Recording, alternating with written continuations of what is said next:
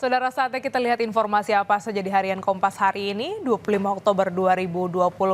Kita lihat terlebih dahulu ada judul besar yang disertai juga dengan foto berita, dukungan mengalir untuk Guru Supriyani. Ini adalah foto berita ketika kemarin sidang perdana dengan agenda pembacaan dakwaan ya, digelar di Pengadilan Negeri Anadolu, Konawe Selatan, Sulawesi Tenggara. Ribuan guru dan juga warga memberikan dukungan terhadap Ibu Supriyani.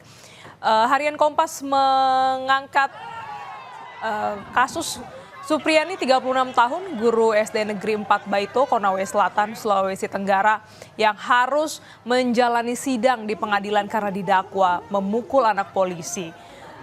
Harian Kompas juga menyoroti dengan memberikan bagaimana kronologi kasus Supriyani yang berawal pada 24 April 2024 di mana diduga siswa korban pemukulan ini merupakan anak kepala unit intelijen Polsek Baito ya, yang diduga nih pada saat itu terjadi pemukulan.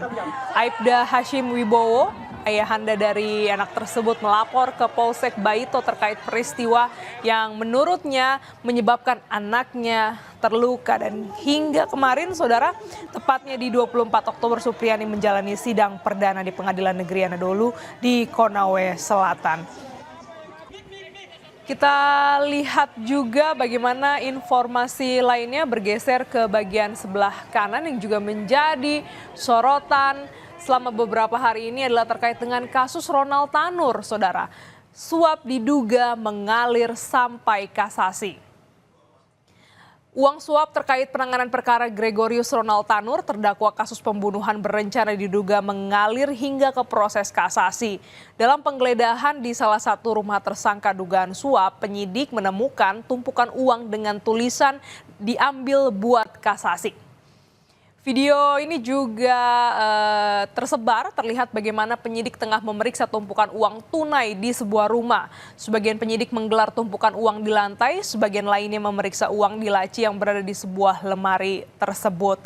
Tentu ini menjadi sorotan karena sudah ada 4 orang tersangka, 3 hakim di Pengadilan Negeri Surabaya, ada lagi 1 sebagai pemberi suap dari pihak pengacara. Nah, ini kita nantikan apakah juga pengusutan ini berkembang kepada sumber dana untuk suap ini, dan juga apakah benar aliran dana ini juga sampai pada proses kasasi. Namun kemarin Mahkamah Agung telah memecat 3 hakim dan juga menetapkan vonis kepada Ronald Tanur selama 5 tahun kurungan penjara. Hingga saat ini Ronald Tanur masih dicari untuk menjalani proses penahanan.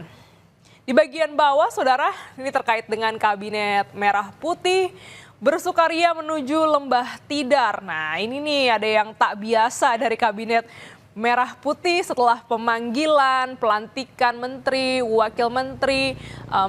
Hari ini ya di Magelang, Jawa Tengah, Kabinet Merah Putih mengadakan ya, menjalani pembekalan.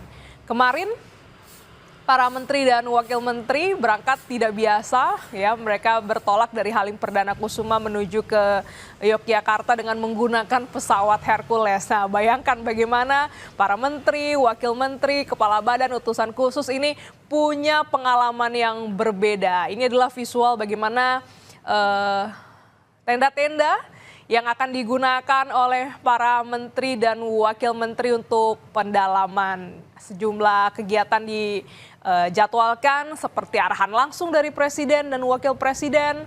Ada juga pemaparan sejumlah topik yang menjadi urgensi dari Kabinet Merah Putih, dan juga ada hal-hal lainnya yang bersifat juga untuk membangun kekompakan dan solidaritas di Kabinet Merah Putih pada selama acara 3 hari ini. Demikian informasi di harian Kompas hari ini yang terbit pada Jumat 25 Oktober 2024, atau Anda bisa mengakses informasinya di harian Kompas edisi hari ini.